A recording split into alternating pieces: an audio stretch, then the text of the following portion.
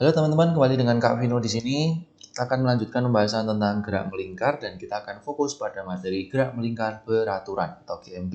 Nah, gerak melingkar beraturan ini sebenarnya sama saja dengan pada saat kita membahas konsep gerak melingkar ya. Jadi rumus-rumus dasarnya itu sebenarnya hampir sama saja ya. Kita hanya mempertegas saja.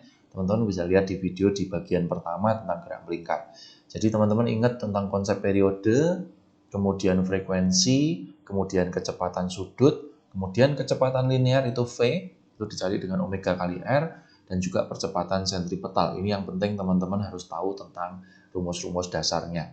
Dan kita akan lihat di soal-soalnya saja, teman-teman bisa amati bahwa soal-soal ini mirip dengan soal-soal yang di bagian pertama dalam bab ini ya.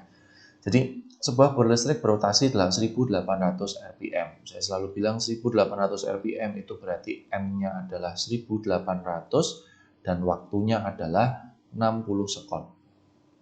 Berapa jauh sudut yang ditempuhnya dalam 5 milisekon. Jadi sekarang kita tuh ditanyakan nanti ada waktu 5 milisekon, 5 kali 10 pangkat minus 3 sekon, yaitu sudutnya berapa. Nah, yang jelas dari konteks ini kita bisa mencari frekuensi.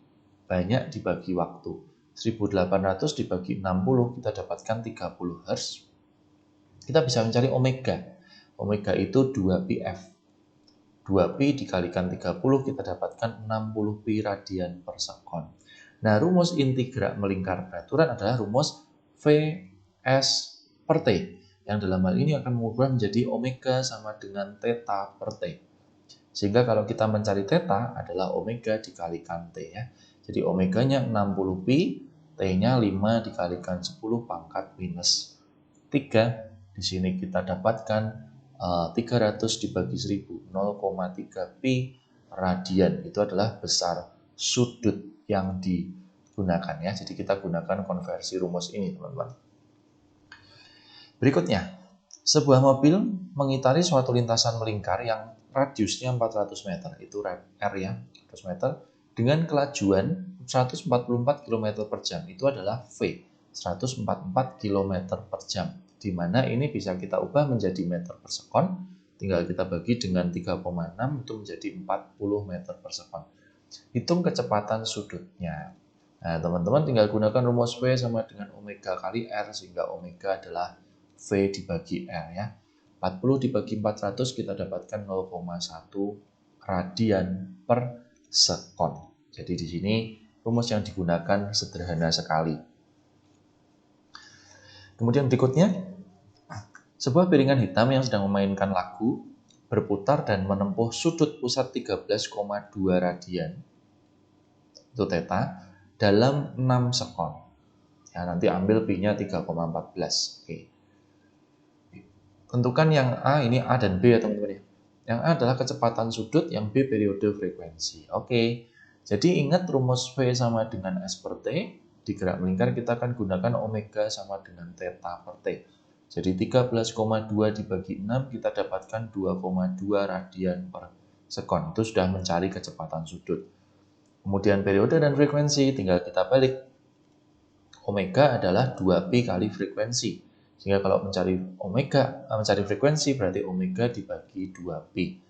2,2 dibagi 2 dikali 3,14 ya. Ini bisa kita hitung cukup detail, tetapi prinsipnya kalau soal seperti ini ya teman-teman tinggal menyederhanakan saja ya. Jadi ini kalau kita hitung 2,2 dibagi 6,28 itu kita dapatkan sekitar 0,35 ya.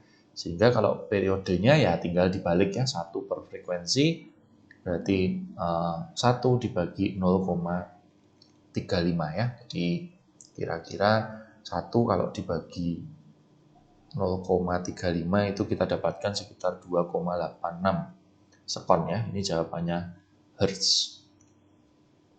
Oke, cukup jelas ya teman-teman untuk bagian ini. Kemudian nih, sebuah ban mobil anggap jari-jarinya 31,4 cm atau kira-kira 0,314 meter berputar menempuh sudut 3 pi radian, itu theta, 3 pi radian dalam 0,15 sekon. Berapa kelajuan sudut dan kelajuan linear mobil? Oke, simpel aja teman-teman. pagi kita gunakan omega sama dengan theta dibagi T. Jadi tetanya 3pi per 0,15. Berarti kita dapatkan 300 dibagi 15 itu 20 pi radian per sekon. Pi nggak selalu dihitung ya teman-teman. Kemudian untuk melakukan cari kelajuan linear ada rumus omega dikalikan R. Jadi 20 pi dikalikan 0,314. Jadi kita dapatkan 6,28 pi meter per sekon. Seperti itu ya. Ini hitungan-hitungan dasar tentang gerak melingkar dan saya pikir ini adalah hal yang sederhana teman-teman. Selanjutnya nanti kita akan bahas khusus tentang gerak melingkar yang kecepatannya berubah atau gerak melingkar berubah beraturan. Sampai jumpa di video selanjutnya.